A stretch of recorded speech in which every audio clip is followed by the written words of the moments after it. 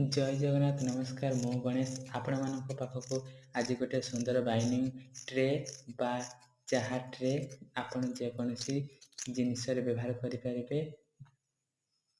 तो फास्ट रे आम घासटा को पूरा बाइनिंग करवा पूरा बाइनिंग रे हेबो बाइनिंग कवर कर जा पत्र बा ताहाको पाल कह जाए पाल माध्यम रे आम घासटा को कवर कर जीवा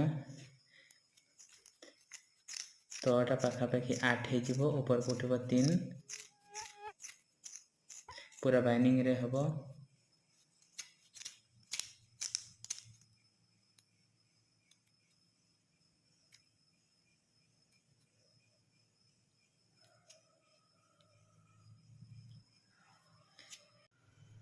केतेटा हला देखि करथिबे पाखापाखि 8 होइछि। एबे ताको हम उठे दिछु गोटे राउंड तापर उठेबा 3 मझिरा गैप्स करबा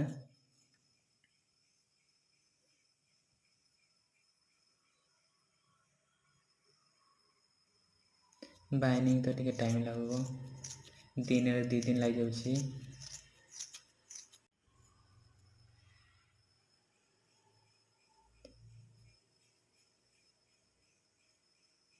देखंतु एबे हमें गोटे गैप्स कर दिछु धरिया पई गैप्स हो जाइछि। एबे पूरी गला